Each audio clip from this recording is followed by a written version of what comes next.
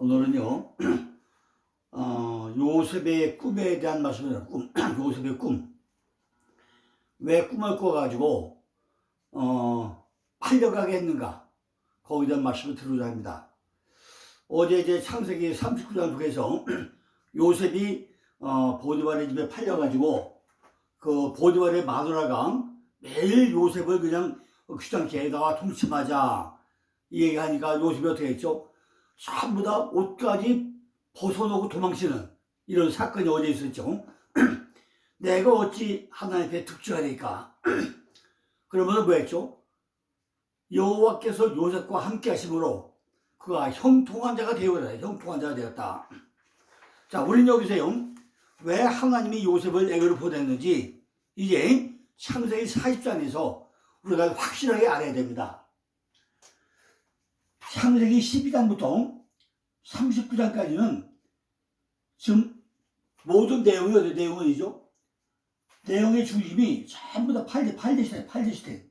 근데 이제 40장부터 뭘로 넘어간다고요? 모든 이야기의 무대가 애굽으로 넘어가죠. 이게 무슨 얘기냐면요, 이스라엘의 430년에 신정사가 시작되는 그걸 통해 가지고 누구를? 요셉을 선발대로 애굽에 보냈다, 그 얘기입니다. 그 요셉은 그냥 괜히 팔려간 게 아니죠. 왜 꿈을 꾸게 만들어 가지고, 그죠? 곡식단 11단이 왜 절여하게 하는가? 해와 달과 11별이 왜 절여가는가? 이걸 통해 가지고 앞으로 전개될 430년 동안에 애굽에서 생활을 전부 다 준비하는 선발대로 보냈다는 것을 우리가 깨달아야 되는 얘기입니다. 창세기 12장 이후에 줄곧 말씀의 중심 무대가 팔레스타인에서 이제는 어디로? 무대가 애굽으로 바뀐다는 것입니다.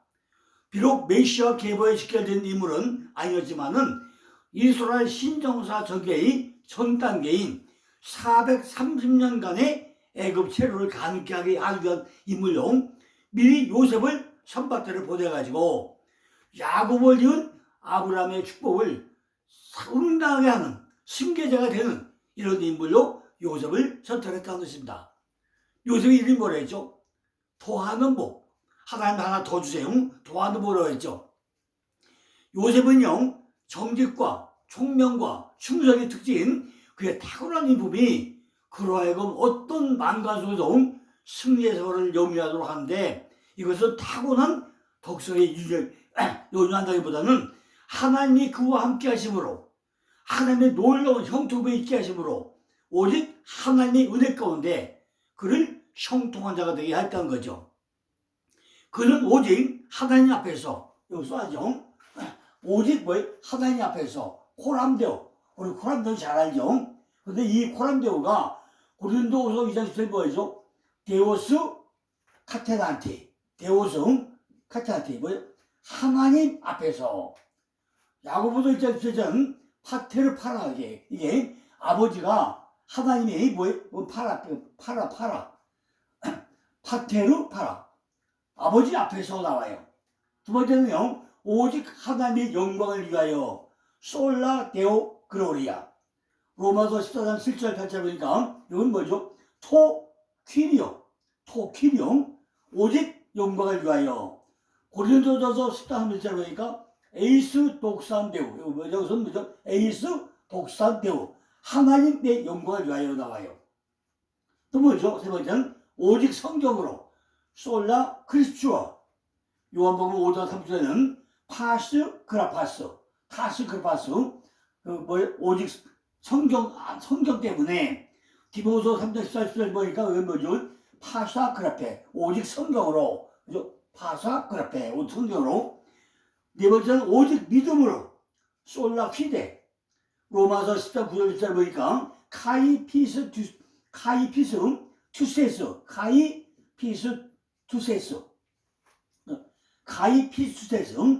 히브리서 10장 38절에는 에크피스테우스.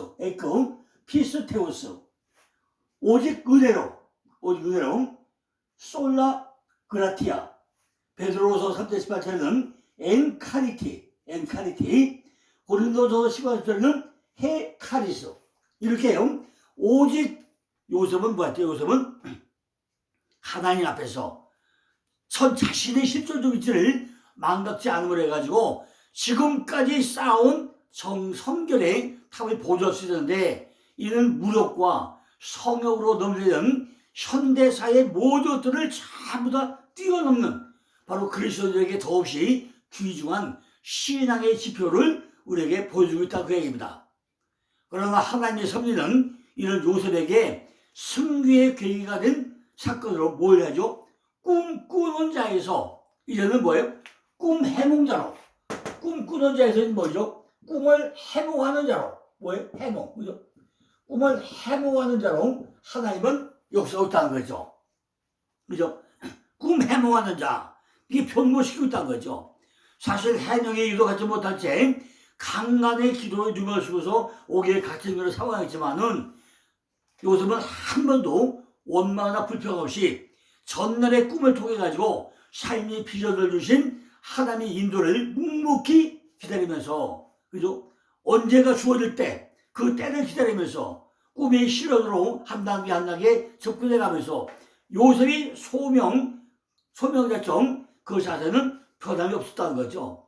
인류 구속의 위대한 사역을 이루게 해가지고 그는 모진 고난을 감내하면서 묵묵히 그날을 기다리고 있었다는 거죠. 이것이 뭐죠? 우리 주님과 마찬가지로 이 땅에 와서 모진 고난과 고통을 다 견디면서도 기다렸던 이 모습과 너무 흡사하게 닮았다는 것입니다. 그런데 더 놀라운 일은 요셉이 갇혀있던 그 감옥에 애굽 왕의 술 맡은 관원장과 떡 굽는 관원장에게 바로가 노해가지고 그들을 감옥에다 집어넣었다는 거죠. 근데 거기서 누굴 만나죠? 바로 감옥에 총무노를 하고 있는 요셉을 만났다는 것입니다. 이렇게요, 우리들은 그냥 감옥에 떡 굽는 관원장, 술 굽는 관원장 이야기를 하고 있는데, 이것은 우리에게 특별한 교훈을 주고 있습니다. 떡은 뭐죠? 떡은 해놓고 나면요, 말씀의 떡이죠. 말씀의 떡 바로 굳어버려요. 내 안에 말씀이 들어오지만은 그 떡을 내가 바로 소화시키지 않고 나면 그 떡은 굳어가지고 먹을 수가 없다는 거죠. 결국 나중에 어떻게 되죠? 떡 굽는 거냐면 떡이 굳어버린 떡이 되고 나면은 그는 죽게 된다는 얘기입니다. 술 굽는 관원장, 술이 뭐죠? 바로 내 안에 포도주가 들어와서 예수의 피가 들어와서 발효가 되고 나면 어떻게 하죠? 생명을 살리죠. 그러니까 술 굽는 관원장은 살아나고 떡 굽는 관원장은 떡이 굳으니까 죽어버리고, 이런 걸 우리가 알아야 된다는 거죠. 이것이 어디서 일어나는 얘기라고요? 전부 다 내 마음 가운데서 이루어지는 그런 사건 이야기를 하고 있다는 것입니다. 다른 밖의 이야기가 아니라 전부 다 내 안에 있는, 내 속에 있는 떡 굽는 관원장과 술 굽는 관원장 이야기를 하고 있다는 것입니다. 성경이 내 안에 이처럼 놀라운 높은 관원들이 내 안에 상주하고 있다는 것입니다. 얼마나 이게 지가 높아요? 내 안에 내왕과 타사돈과 많은 중수가 있다고 했잖아요. 창세기 14장은 뭐래? 14장 뭐라 했죠? 14장 하니까 내왕도 있고 타사돈도 있고 거기다 아넬과 마므리와 에스가 골짜기에 떠오르 있다고 했잖아요. 이렇게 우리 안에는 큰 왕들도 많이 있고 내 안에 군사도 많이 있다고 했잖아요.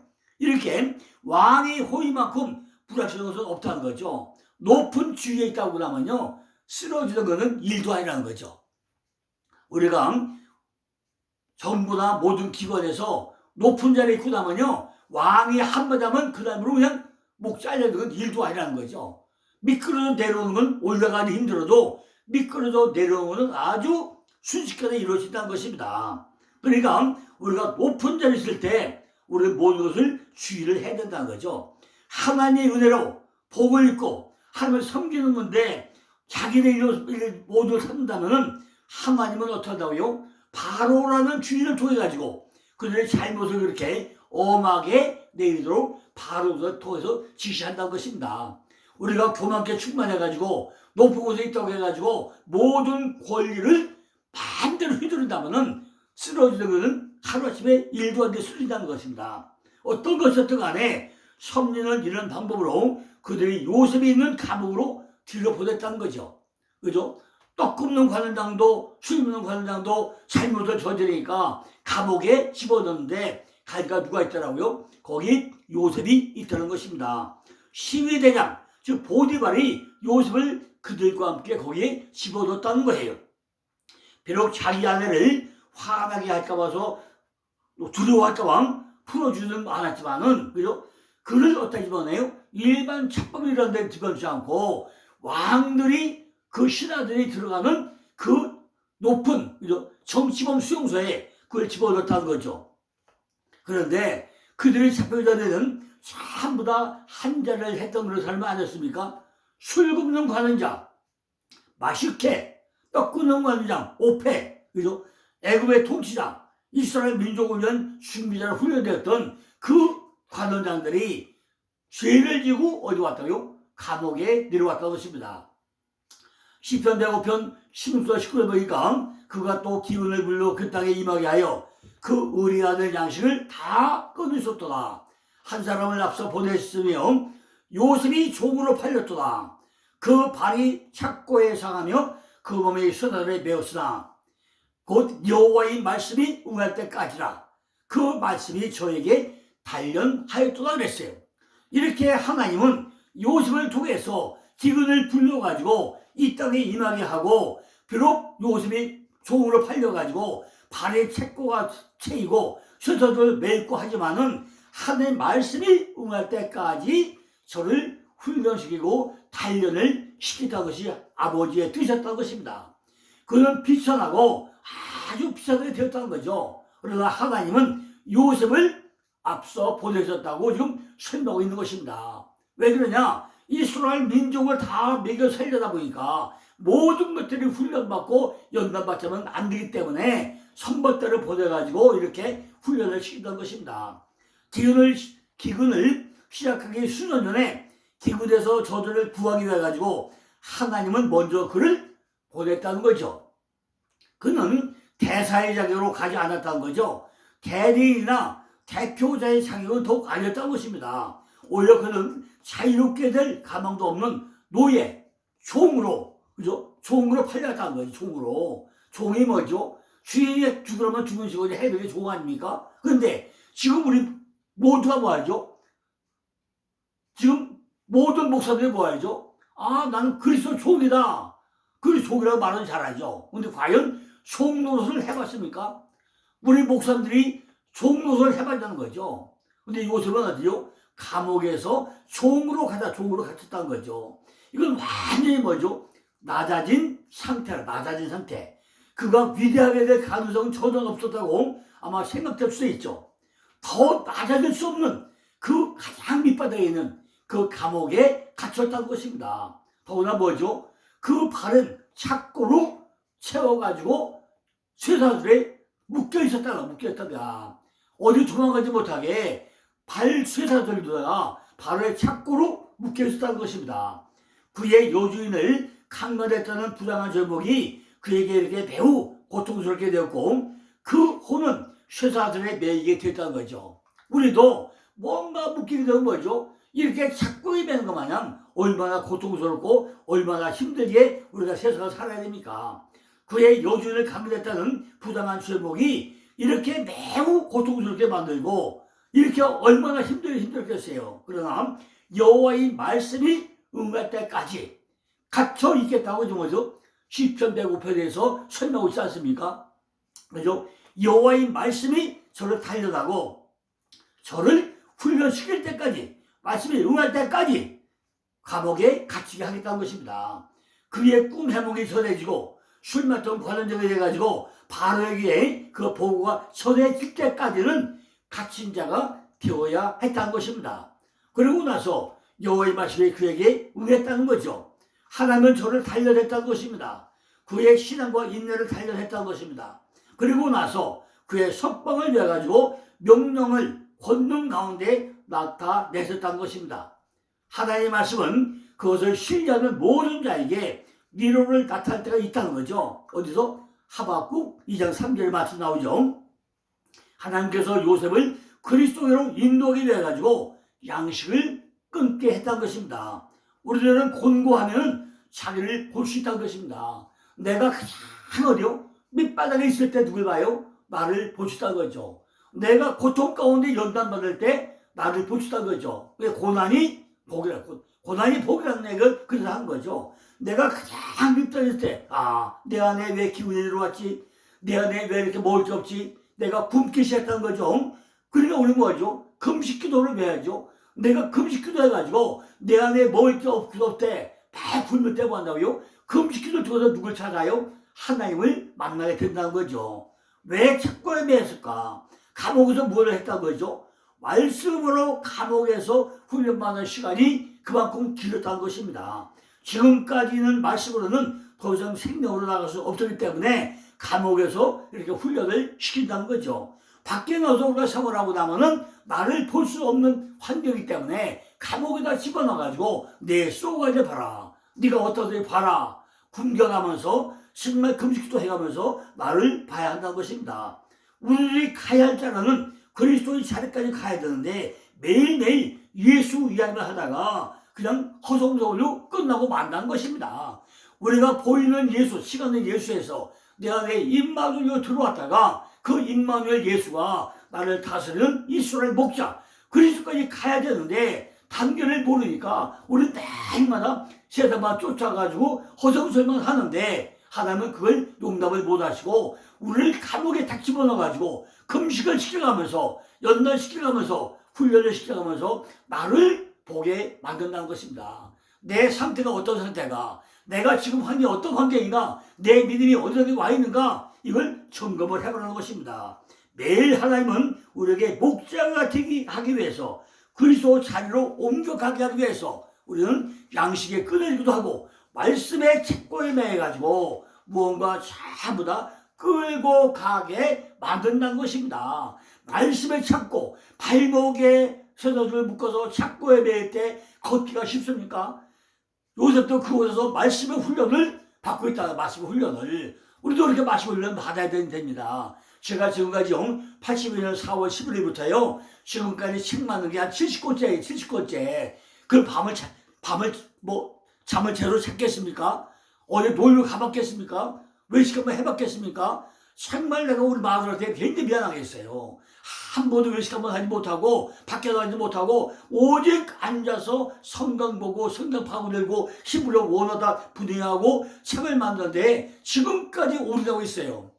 그러다 보니까 정말로 영적으로는 깨어있고 많은 분들에게 제 책을 통해서 영향을 주고 있지만은 제 개인적인 삶은요 정말 착고의 메인 이런 삶을 살아오고 있는 것을 여러분도 한번 깨달아 보시라고요. 과연 여러분들이 목회가 쉽습니까? 목회가 쉬워요? 날마다 기도해야 되고 말씀 준비해야 되고 말씀을 또 파헤쳐야 되는데 그냥 설교가 됩니까? 얼마나 많은 훈련이 필요합니까? 우리도 지금 아버지께서 주신 말씀을 받기 위해 가지고 우리도 착고에 세워져야 한다는 거예요. 그냥 마음대로 성경이 해석이 됩니까? 그죠? 안 되잖아요. 요즘에 제가 만들고 있는 책이요. 성경에서 성경대로 성경을 바라보자. 그걸 지금 정리하고 있는데 정말로 지금까지 세상적으로 없는 그런 책을 만들고 있어요. 그게 뭐죠? 우리가 히브리 글자 하나는 오투와 소를 통해서 글자 하나를 전부 다 왜 번역자가 번역을 안 했는지, 왜 성경 어떻게 봐야 되는지,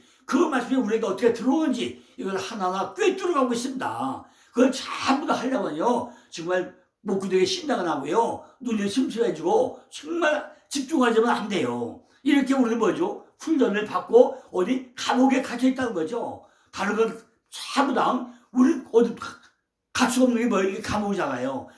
서재에 감옥에 갇혀가지고 그걸 하지 않으면은 집중력이 없어서 안 된다는 거예요. 다른 거 다 또 적용시켜 볼까요? 사사기 6장 36절 4절 보니까 기도원 이야기가 나오죠. 기도원이 하나님께 이스라엘의 목자가 되어가지고 뭐하죠? 승리하는 이야기가 나오죠. 이스라엘이 상대방에게 승리하게 해주겠다는 이 말은 즉 주님이 그리스도가 되는 바로 이야기 아닙니까? 이스라엘 목자가 되게 해가지고 이스라엘을 승리하게 한다는 거죠. 그래서 목자가 되게 해가지고 나로 하여금 남에게 승리를 붙여준다는 것입니다. 그러니까 기도원이 나에게 증표를 보여달라고 하잖아요. 양털과 타작마당과 이슬을 가지고 증표를 하나 보여달라고 하나님에게 사정을 합니다. 그죠? 첫째는 뭐죠? 증표를 보여달라는 게 뭐죠? 양털에만 이슬이 내리고 타작마당을 마르게 해달라는 거 아니겠습니까? 바로 무엇에 못 들어가는 것이냐? 바로 그리스도로 못 들어간다는 거예요.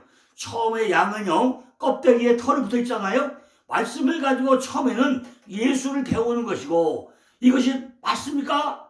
이게 옳은 것입니까? 하고 확인하는 단다는 말이죠. 그 이야기가 관원장을 통해서 떡 굽는 관원장이 죽는 이야기에다가 양털에만 이슬이 있고 타작마당은 깨끗하다는 거예요. 이슬이라는 뜻은 뭐죠? 하늘의 은총이라는 뜻이잖아요.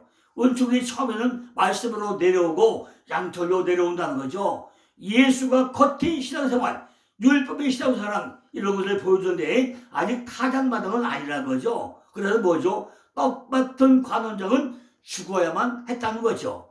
말씀을 받았지만은 그 말씀의 사역이 끝나고 나면 그 말씀 가운데 기름 부음이 흐르는 샤워에 들어오는 과정이 타작마당에 이슬이 내는 과정이라는 것을 우리가 설명하고 있다는 거죠. 그러니까 처음에는요, 양털에 이슬이 있고 타작마당은 깨끗하다는 것은 뭐죠? 떡 맡은 관원장은 바로 죽음이야. 죽음이라는 거죠.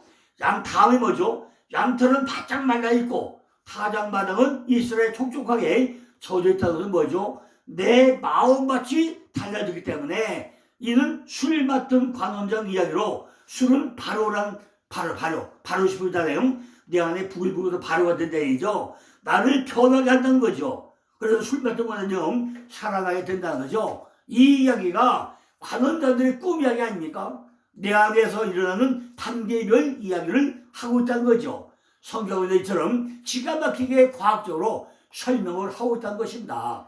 여러분들이 성경을 자세히 읽으면서 묵상을 해보시면 더 넓어지고 확산이 될 것입니다. 여러분들도 이처럼요, 성경이 흘러가는 것을 완벽하게 누가 본인마다 체험을 해봐야 됩니다. 잠언 19장 12절을 보니까 왕이 노함은 사자의 부르짖음을 갖고 그의 은택은 풀 위에 이슬 같으라고 설명되고 나오죠.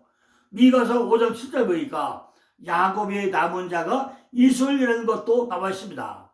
야곱의 남은 자가 무엇이 된다는 거죠? 바로 이스라엘이 된다는 이야기입니다. 하나님은 예수가 내 안으로 그리스도가 되는 이야기를 이 모양 저명으로 계속 우리에게 이야기를 하고 있다는 것입니다. 성경 곳곳에서 설명을 하고 있다는 것입니다. 창세기 40장 19절로 있어 보니까 지금부터 사흘 동안에 바로가 당신의 머리를 끊고 당신을 나무에 달리니 새들이 당신의 고기를 뜯어 먹으리다 하더니 제3일은 바로의 탄일이라. 바로가 모든 신하를 위하여 잔치를 할 때 술 맡은 관원장과 떡 굽는 관원장으로 머리를 그 신하 중에 들게 하리라고 했어요. 떡 굽는 관원장은 머리가 잘려지기 때문에 심리학과 똑같은 이야기라고 우리가 설명할 수가 있습니다. 그래서 목이 잘려지죠. 왜? 굳은 떡이니까. 말씀의 떡이 굳으면 먹을 수 있습니까? 못 먹잖아요. 굳은 떡. 그러니까 목이 잘려진다는 거죠. 율법의 말씀을 배웠으면은 율법 그대로 달고 있으면 복으로 넘어갑니까? 못 넘어가잖아요. 율법에서 복으로 넘어가야 되는데 바짝 굳어버린 떡, 율법의 떡이 되다 보니까 복으로 못 넘어가니까 어때요? 목을 잘라버린다는 거죠. 그래서 죽어버린다는 것입니다. 일단 예수님이 죽어야 그리스도로 부활하잖아요. 똑같은 얘기 아닙니까? 율법으로 오신 예수가, 하나님의 사람으로 예수가 죽어났다가 부활된 예수로 가야만이 율법에서 복으로 넘어가는 거 아닙니까? 그러니까 똑같은 얘기라는 거죠. 일단 예수도 죽어야 돼서 죽어야 그리스도로 부활한다는 그 얘기 아닙니까? 지금도 똑같은 얘기를 하고 있다는 거죠. 떡 맡은 관원장의 머리를 새들이 계속 뜯어먹고 있다는 얘기며, 이는 나쁜 쪽 이야기가 아니고 성경은 항상 좋은 쪽으로 가야 생명으로 나온다는 것입니다. 그러니까 성경을 억지로 해석하면 안 된다는 거죠. 왜 새들이 와가지고 이 관원장의 머리를 뜯어먹는다는 얘기죠? 새는 그리스도의 인격, 우리 인격, 사상이죠. 그죠? 우리 머리 위에서 나팔이면서 새, 우리 감싸고 있죠. 새들이 왜 먹죠? 새는 그리스도의 인격이다, 인격. 내 안에 인격으로 들어오고 나면은 내 안에 있는 새가 와가지고 머리에 고기를 전부 다 뜯어먹는다는 것입니다. 내 생각과 사상이 없어지고 거기에 누가 들어와요? 하나님의 사상으로 그리스도 사상 들어와야 되잖아요. 20절에 보니까 제3일은 바로 이 생일이더라. 우리 속에서 날마다 떡 굽는 관원장은 죽고 술 맡던 관원장은 살아나는 것이 내 생일날, 내 생일날, 제3일, 제3일. 제3일이 뭐죠? 씨 뿌릴 땅이잖아요. 씨 뿌릴 땅에 씨가 땅에 묻히고 썩고 죽어야 싹이 나오잖아요. 그래서 제3일째, 3일째. 이것이 부활 시장이잖아요. 네가 죽어야 산다. 내 율법인 거. 이 육정이 다 죽어야 영적으로 넘어가잖아요. 말씀을 가지고 부활적으로 넘어가지 못하면 안 된다는 거죠. 그러나 사도 바울은 날마다 뭐죠? 나는 날마다 죽노라. 그죠? 날마다 죽노라. 그러니까 사도 바울은 날마다 생일날을 맞이한다는 거죠. 나는 날마다 죽노라. 그게 뭐가 죽을까요? 육적인 속성이 죽는다는 얘기죠. 사도 바울은 매일 죽고 매일 살기 때문에 매일 아마 생일잔치를 하지 않았겠습니까? 우리들도 이렇게 떡 맡은 관원장이 매일 죽고 술 맡은 관원장이 매일 변화가 일어날 때 하나님의 말씀이 내게 생명으로 들어와가지고 내 인품의 변화가 일어날 때 나는 매일 생일이라는 것을 우리가 누리고 즐겁고 맞이할 수가 있다는 것입니다. 매일매일 우리가 생일을 맞이해야 된다는 것입니다. 이것이 제3일 바로의 생일날이었다는 것입니다. 그래서 내 생일날 나로 바로가 되어 내가 바로가 되어야 한다. 바로가 뭐죠? 왕이야, 왕. 내가 왕이 되어야 한다는 거야, 왕이. 이것이 양면성이죠. 육신의 왕도 있는가 하면은 왕 같은 제사장이 되었다는 것이 이게 양면성 아닙니까? 내가 왕 같은 제사장이 되어가지고 내가 내 나를 다스려야 한다는 거죠. 내가 바로의 왕이 된다는 것입니다. 바로의 왕이 몇 명이죠? 이것이 창세기 41장으로 넘어갑니다. 41장. 그죠? 우리가 바로의 왕이 되어야 돼. 바로가 되어야 돼요. 그래서 오늘 이걸 끌어내는 이제 바로 41장에 내가 바로의 꿈, 바로의 왕이 되는 바로의 꿈을 꾸는 이 날이 내일로 다시 또 연속해서 말씀을 드리겠습니다. 감사합니다.